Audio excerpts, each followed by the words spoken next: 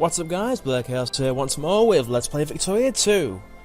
Last time we did the French campaign and went from, well, the friendly blue blob over here to the communist blue blob who practically controlled the world. Yeah, that was a fun campaign. Those were the days. This time, however, we're taking a different spin on it. You see, we have been to 3 points in the world now. Been to America and seen what the new world is like. We've been to Prussia, and we've successfully united Germany under one major power, united the shards of the Holy Roman Empire, as I keep calling it. We've had France and the Big Blue Blob, the Great Power, whatever. This time, we're going to a different corner of the world. Now, I've been debating this a lot. There's been like 3-4 places I've been wanting to go, and I've narrowed it down. This time, folks, we are going to China. Now, you might remember in all my campaigns so far, I have, to put it nicely, screwed over the Chinese in one way or another. You'll see the measure of that. It kind of shows itself when you're playing this time. But yeah, let's jump in and I'll show you what it's like. It's also history as well to go over.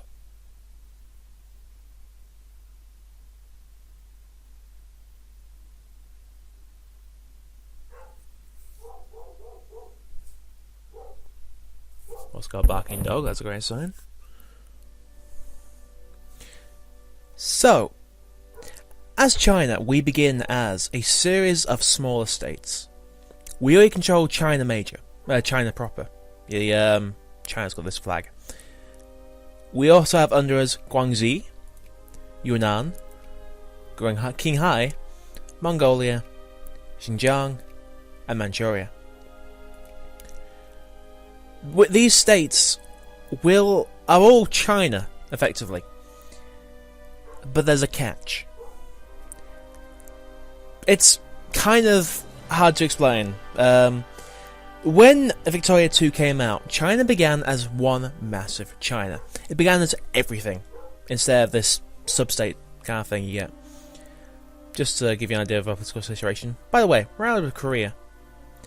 I don't even know why that's a thing. Anyway, whatever the case. Back in the 1800s, China was a market that hadn't been pierced yet. This is also a bit of history if you can't tell.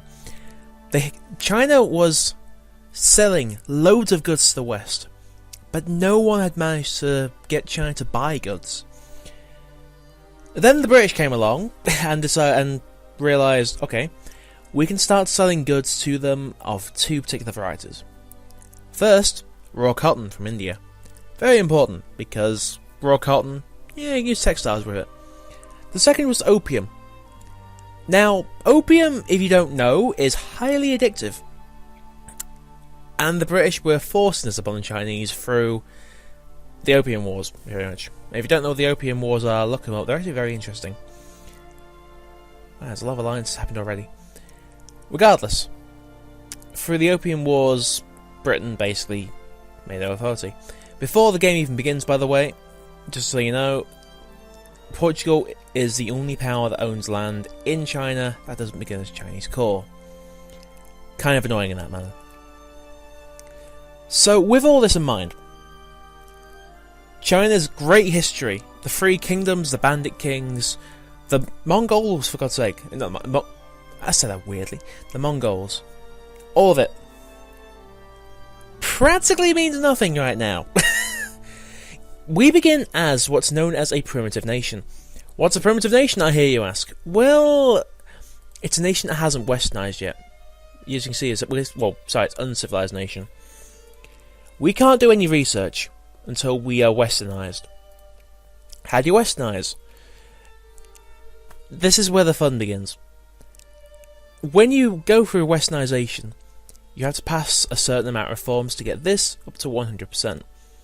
These are all improvements in some way or another, from improving your army's training to make your organisation go up, to importing foreign weapons, to actual forts, to training officers. Just training your army, for God's sake. No, some of these are simple stuff. Then you got these all affect your military. These all affect your economics, like your land reforms, your administrative reforms, finance, education, transport, early industrialization, which basically your first factory, because you get like the. I think this one gives you a. No, it doesn't give you a fabric factory. What could say in China? That's a big thing. Industrial is concrete. Yes, cement. Sorry. These give you most of the time straight 10% of your civilization progress. So as you can see, you get 1, 2, 3, 4, 5, 6, 7. You'll get 80% if you pass on military reforms. But these are short-term benefits.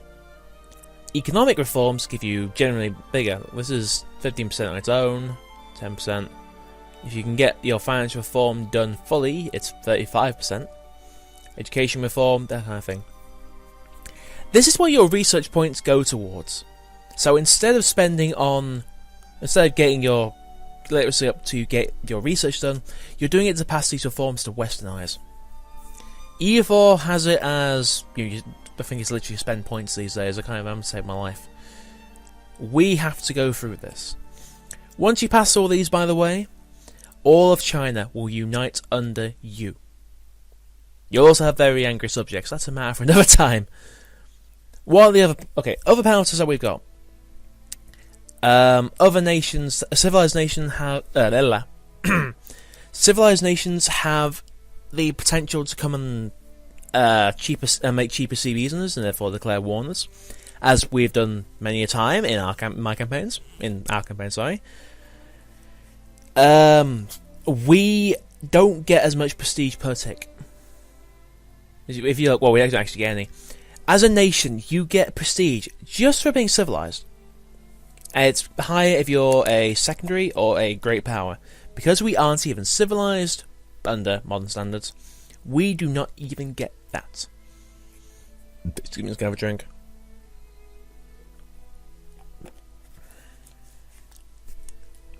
We don't even get that prestige.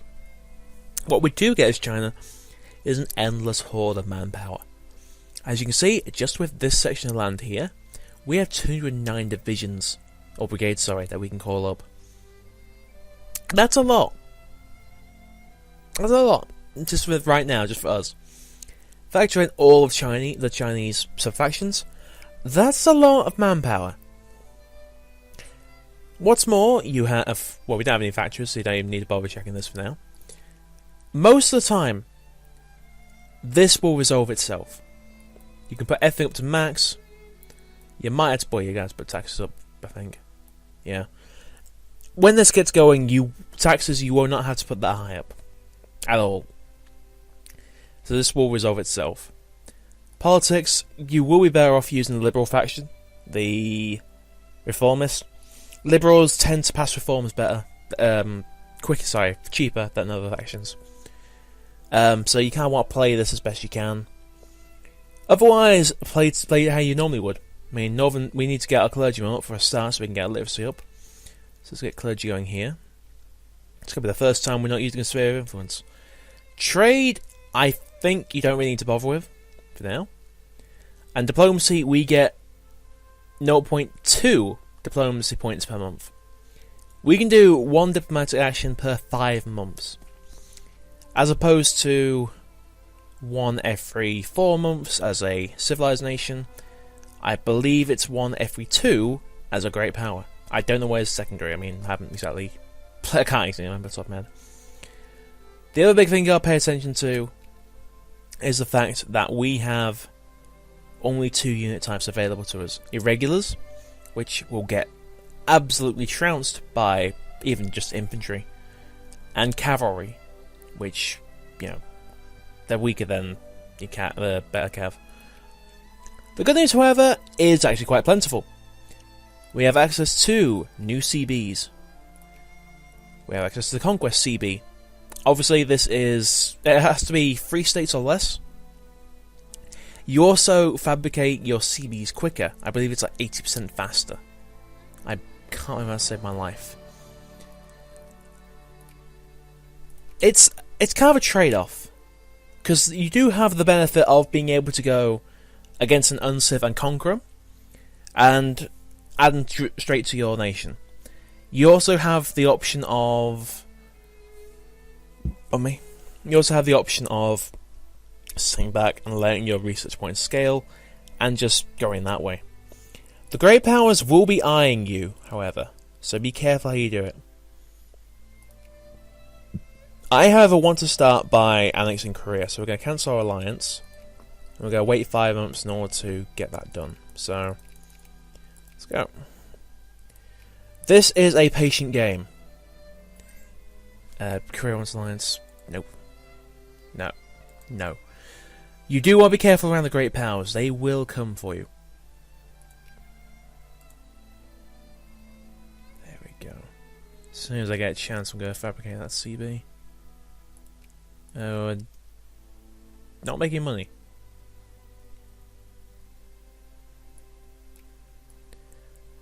Let's lower spending on the military then. Ah, we don't have a bank. I get it. Administration's absolute tripe as well. So we need to get these reforms done fast. Gold rush, nice. Life raising and immigrant attraction, nice. Making tons of cash now, jeez. This is what I mean. Once it stabilizes, it'll be fine. I mean, we can put tariffs down here now. Then we'll make more cash. Yep. We can now turn our tariffs off.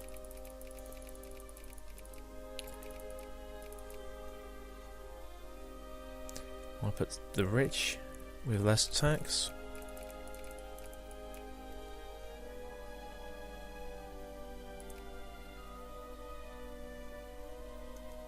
There we go. Okay, and once we get actually a point, which should come up in what, next month. There we go. Now, time to justify that war. Seeing it's the first time we've had sub-states in our games, I guess. These sub-states will follow you as a puppet would. They will join you in any war, they will follow your lead in just about everything. You can also command them to do what you want. They don't think for themselves. They will follow what orders you give, so if you want to go to war with Korea, for instance, they will just follow you into that war. What's our... okay. No, that's not too bad. Why are you taking attrition?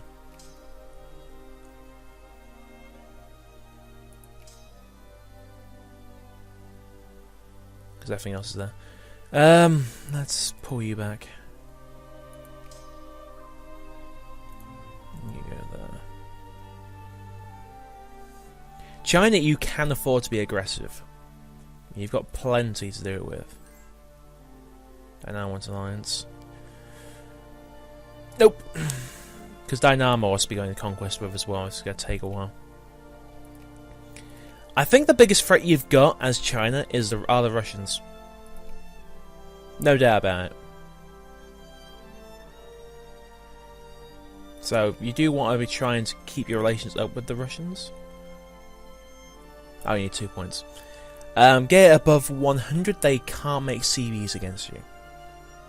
And from there, it's just about keeping your relations up and keeping them busy. Japan wants an alliance of all people.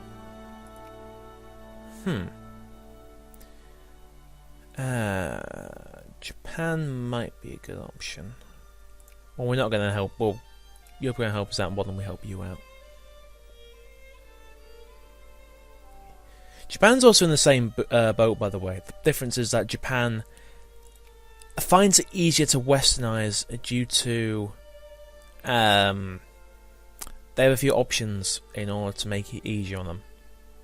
Most of them rely on being sphered first. There we go. We can now annex Korea. Barely even started. I'm already going to conquest. And let's call people in. Will Japan join? No. Oh, goody. For some reason, we also start with Tibet in our sphere. Don't know why. No, Tibet as a puppet, I think. Sorry, it's not. The upper house, we're getting more liberals. Now, the minions will go and do the war for us. And yes, call them the minions, because what else are you going to call them? So, I can just sit back and let them fight the war for me. Of course, I might as well pull you back. We will siege Korea faster than they will siege us. No doubt about it.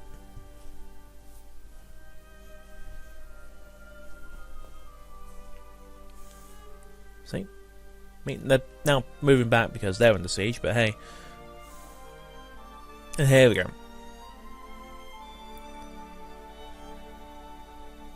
I do like playing China. It is a unique challenge. I mean, it's when you get going through it, it's not actually that hard when you get it all done. Also, I keep using the bank apparently. Like, you'll see when we get going. Japan, what do you want to line? Do you think John War? Oh, yeah. You spend your points. We can't afford to do conquest against Dynam right now. Yeah, we didn't even do a thing, and, you know, already. So, when we annex as a uncivilised nation, you take the nation as it is. So we're going to take this, hey, Guangxi's votes. We'll get all that land, we'll just take it. When we westernise, or civilise rather, we will get that land as core. That's the beauty of taking land as an uncivilised nation. That's the fun part. Because it saves you so much time having to core stuff. The problem is, it counts towards your literacy, which is a bit of a boner, but hey, everything's got to break somewhere. Pfft. Like we care. Who's this? Gone. Once these are done. And it's the fun part of the AI not taking attrition. Because that's 100%. No, it's not. It soon will be, though. Oh, Iron and Blood. Yeah, dig deep. I think what I'm going to focus towards is just playing Conquest. Oh, also as an unciv, taking land gives you research points towards Westernisation, which is a big benefit. I mean, if you go Conquest, go taking more land, that kind of thing, it's a bigger benefit. It kind of rewards you for being aggressive as well, which, in a sense, you kind of have to be. There's the peace deal. And Korea's now ours. Glorious Korea. And that actually gives us a good source of iron and coal, which, when we do eventually get towards Westernising, we can use that for an iron industry. Get some steel going. Got a peace deal in place. Coronation Queen Victoria. Nice. Oh Christ, it's been 2 years already. Time flies. This is a very different game. It's a very relaxed game in a sense. Where's the mouse gone? There it is. No. Let's increase relations. You want to avoid the Eye of the Great Powers. That's a definite thing. I mean, if you catch that eye once, that's it. Game over. Neighbours. They don't count as a neighbour, really? Alright, Asia. Japan, let's go by number. Not like you, Japan. There you are. You're just not worth it. The other good news about China is that you yourself can't be sphered. You're just too big. Some might say it's also a curse, because then the great powers can still come at you, but hey. What's up with you? Ah, of course. What's up with you? Of course. We're on what? 16771. I'm gonna go foreign weapons for this is my boomstick. Here's your flintlocks. What we need? 8,500. We're gonna be here a while. It does take a long time to Westernise. 1,677. And we've barely even begun. It will turn fast though. You'll see.